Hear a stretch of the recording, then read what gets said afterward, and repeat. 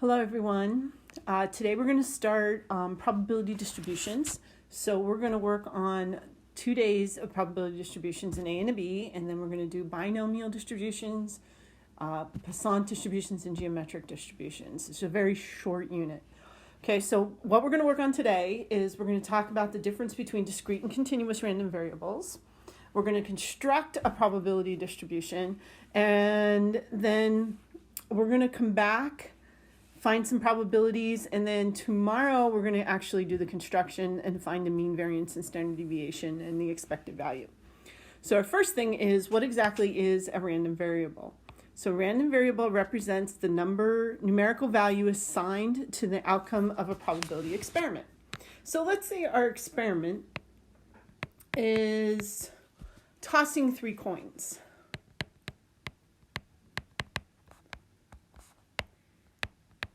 Okay, and so let's write a sample space for that. So we could have 3 heads. We can have a tail and 2 heads. And then remember, there are 3 versions of that. Okay, we could have 2 tails and a head. And again, there are 3 versions of that. Or you can have 3 tails. Okay, so there's our sample space. So the random variable might be the number of tails.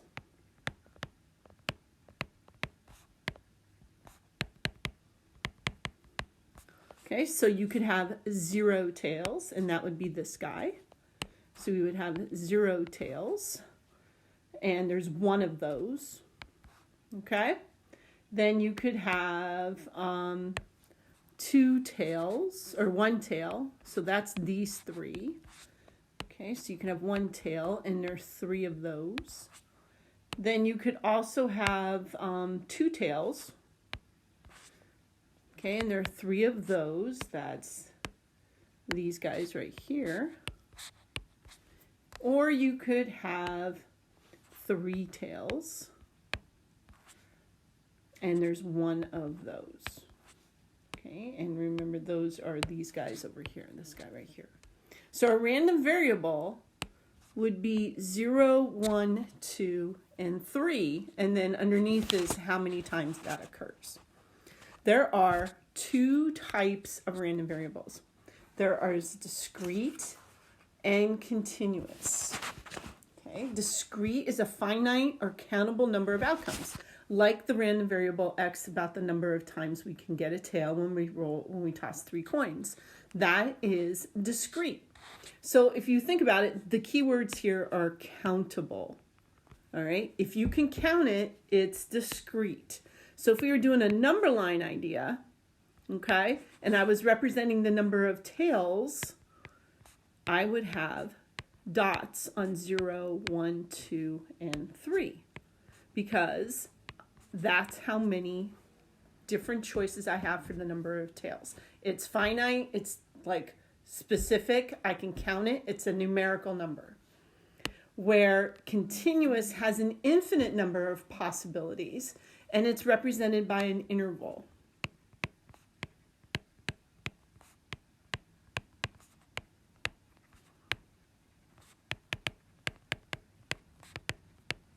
Okay, on a number line, it would look something like this. Let's say our example would be the amount of water in a water bottle.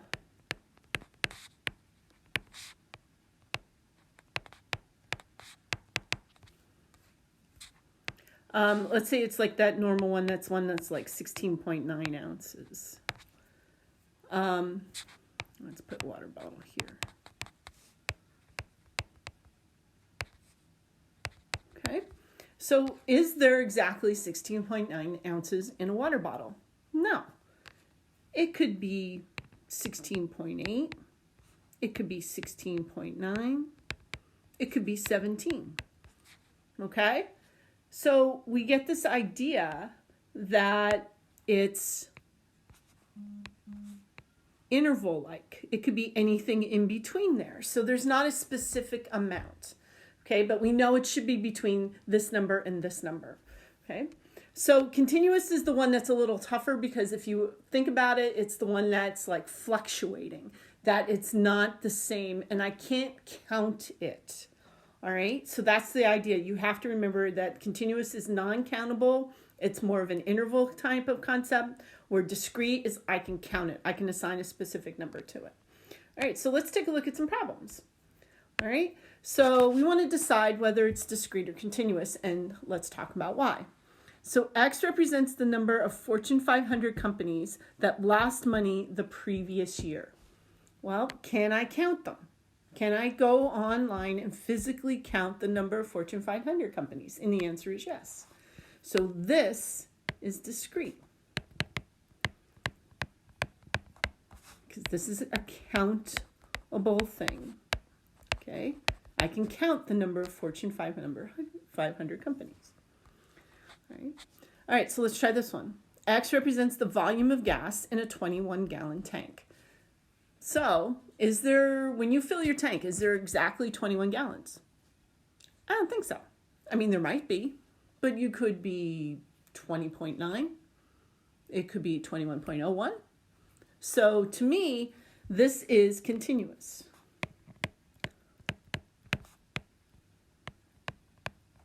Okay. All right, because it's constantly fluctuating, it is not countable.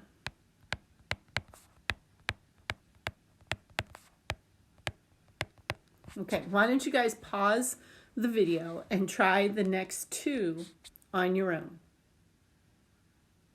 All right, let's see how you did. I have X represents the number of home runs hit by a baseball game, is discrete, because I can count. I can physically count the number of home runs. Let's try the next one. Let's see if you got this one right. Represents the length of time it takes to complete a test. Okay, so is time countable? So is it constantly, is everybody, can I physically count it, or is it flexible? To me, this is continuous. Okay, because it's not countable.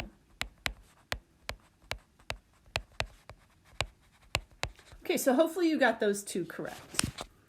All right, now we're focused, strictly on discrete random variables right now, and then later on we'll talk about continuous. So everything that we're going to do for the next several days is going to be discrete. So let's talk about a discrete probability distribution.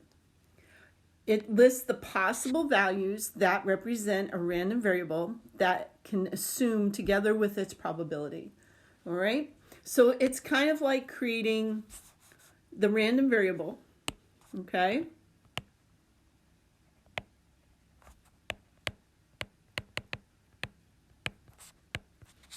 In a table, and then over here, or horizontal, it can be vertical or horizontal, it is the probability. Okay, so let's go back to our example up top about the 3 coins. Okay, so we already said that the random variable is going to be 0, 1, 2, or 3 because that is the number of tails that happen in our sample space. All right, so that would be our random variable. Again, we would call that x. Okay, and it would be 0, 1, 2, and 3. Now, how are we going to find the probability? Now, we're going to do a little notation here that's going to be called P of x, the probability of the random variable. Well, we have 8 things in our sample space, right? 1, 2, 3, 4, 5, 6, 7, 8. So 8 things in our sample space. And we already counted how many times we would get 0. So 0 occurs 1 time, so it would be 1 out of 8.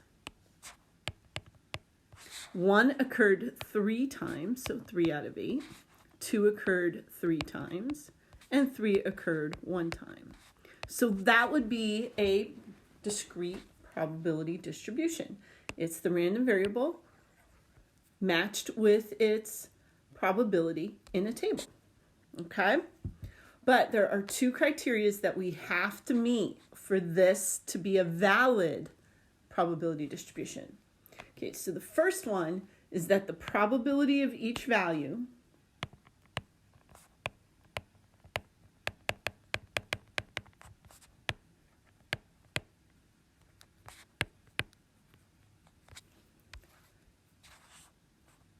of the discrete random variable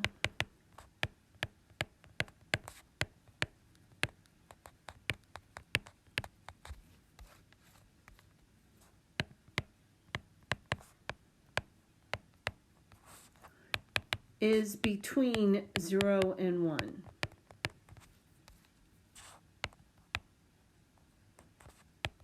Okay, and that's the key, between 0 and 1. All right, so I'm going to come up here to my P of X and say, hey, are all these between 0 and 1? Well, 1/8, 3/8, 3/8, and 1/8 are all between 0 and 1, so we're good to go. Our second criteria is that the sum of all probabilities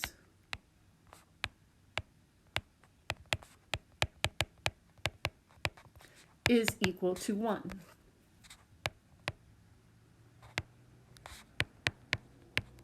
Okay, so that means if I take 1/8, 3/8, 3/8, and 1/8 and add them up, I should get 8/8 or 1. So 3 plus 1 is 4, plus 3 is 7, plus 1 is 8. So 8/8, so that's 1. So this is a valid probability distribution. Okay, so let's take a look at some examples. We want to verify that the distributions are valid. Okay, so when I do my random variable is x, and P of X is its probability. So this random variable is 5, 6, 7, and 8. And its probability is 0.28, 0.21, 0.43, 0.15. Okay, so our first criteria is, are they all between 0 and 1? Yes, we don't have any negatives. We don't have anybody greater than 1. So we're good to go there. Okay, our second criteria is that when we add them all up, they should add up to 1. Okay, so this is 4, 9. That's 8, 9, 3 is 92. Nope, that's 1.07. So this is not valid, okay, because we are bigger than 1. Okay, so that's not a valid probability distribution. Somewhere along the line, somebody might have done bad math. All right, let's try the next one. Okay, so first criteria, are all the probabilities between 0 and 1? Yep, nobody's negative and nobody's a big one above 1, so we're good to go. Okay, second criteria, when we add these up, is 0.36 plus 0.49 plus 0.06 plus 0.09 add up to 1. All right, so that's 76, 85, 91. Yep, we are good to go. This is a valid distribution. All right, so now that we can recognize what a valid distribution looks like, let's make one. Okay, so what we're going to do is we're going to construct a frequency distribution. We're going to find the sum of all of our frequencies, and we're going to divide, to find the probabilities, we're going to divide each one by the total, and then we're going to check for validity. Okay, so basically, you're going to make an XP of X chart. Now, it can be vertical, or it can be horizontal. It really doesn't matter. Like the ones up here were horizontal, but the one I made in our example up here was vertical. It's your choice. I'm going to do it vertically. That's just, it's easier for me, but I've also done them horizontally. Your choice on how you want to do it. So remember, X is going to be our random variable and P of X is going to be the probability of that. And in between here, so let me move P of X over to here, we're going to get a frequency, okay? So we're going to count the number of times things occur, like we did in our example. So here's our example. We have an industrial psychologist administering a personal inventory test for passive-aggressive traits to 150 employees. Individuals were rated on a score of 1 to 5, where 1 is extremely passive, 5 is extremely aggressive, and a score of 3 indicates that you don't have any trait. The results are shown in the table below. We're going to construct a probability distribution for the random variable X, and then we're also going to graph it. It's not very hard to graph. All right, so this particular problem already created our probability, our frequency distribution, because, all right, we already have our scores and we already have our frequency done. So all we have to do is add up our frequency. So down here, we're going to get a total. Now, in our problem, it said that there were 150 employees. So when we add 24, 33, 42, 30, and 21, we better get 150. And we do. So now we're ready to make our P of X column. So I'm just going to add that to our frequency. Okay, so I'm just going to extend that down. There we go. All right. So all we're going to do is we're going to take its frequency divided by 150. So 24 divided by 150. Take a minute, do the math. 0.16. Okay, so then we're going to do 33 divided by 150. Okay, divide that. 2 decimal places is probably good enough to create our distribution.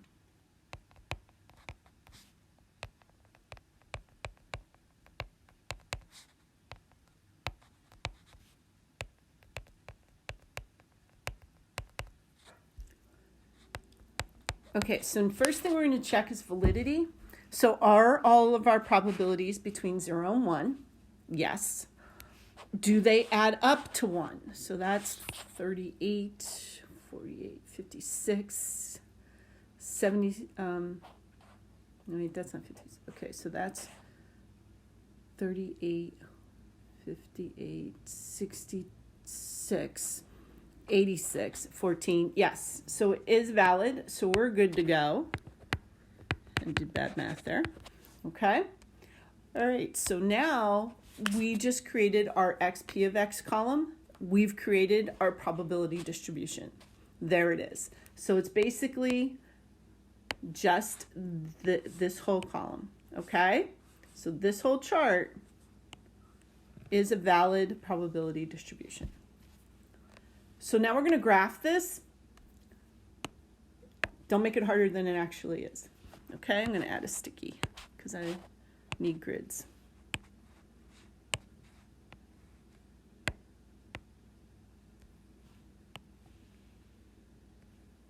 All right, so all we're going to do is we're going to make a histogram where our random variable is across the bottom on our horizontal axis.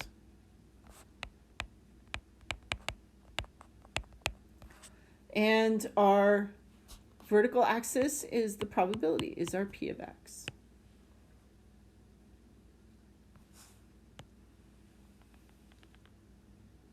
Okay. So we're going to have 0, 1, 0, 1, 2, 3, 4, and 5. And then our P of X, which is going to be on our vertical, okay, goes from 0.14 to, okay, so let's go from 0.1 to 0.3. I'm going to go every other block. So 0.1, 0.2. I think we can probably go a little bit better than that. How about 5? Let's see if that'll do it. Nope. Okay, so let's go 3. 1, 2, 0.3. Okay. All right, so our first one was at our random variable 1 was 0.16.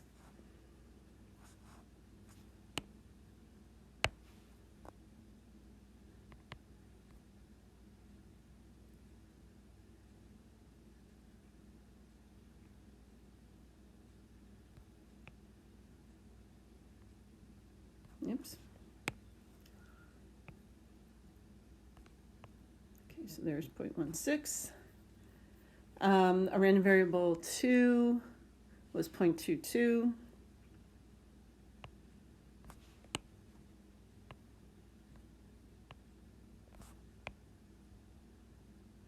Okay, 3 was 0.28.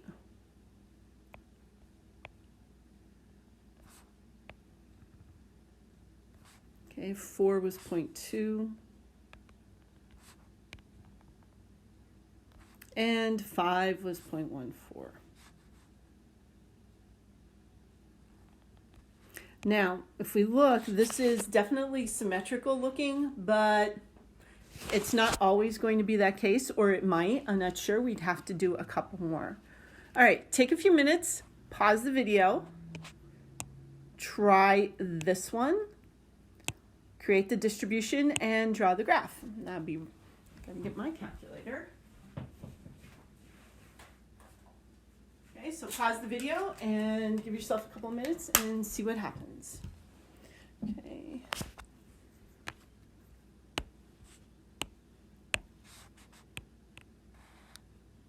Remember to add the column. Okay. And this is 100 days.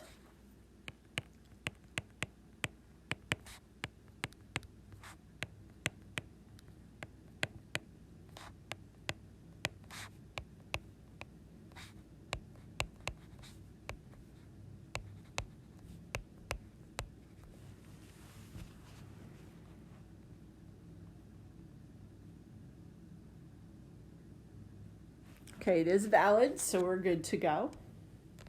Okay, so we've created our distribution. The only thing left to do is to create a graph. And like I said, I'm just going to add a sticky here.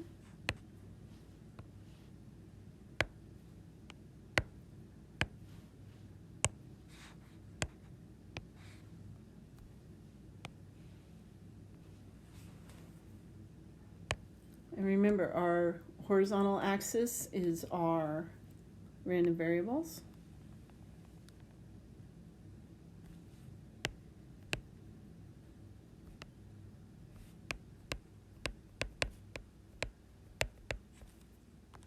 Our vertical axis is our probability of the random variables. Okay. Scale is totally up to you. Okay, we're going from 0 to 7.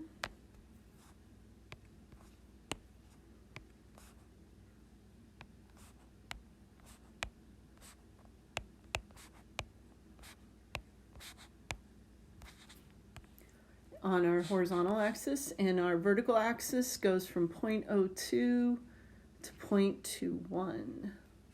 Okay. So I'm going to go by 0.02s.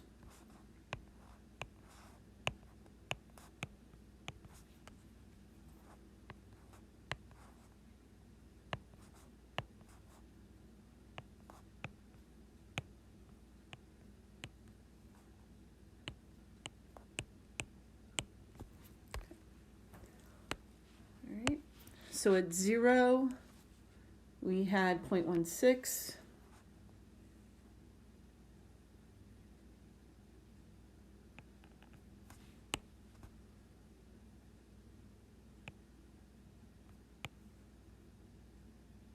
And again, not every random variable graph is going to be symmetrical. It's great if it is, but it may not be. 0.19.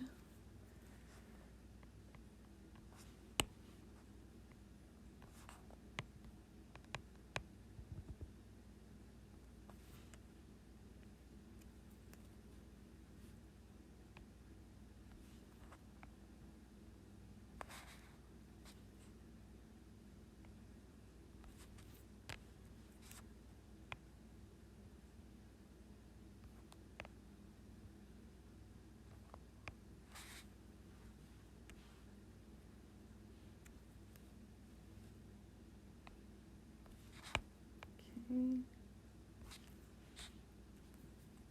0.10.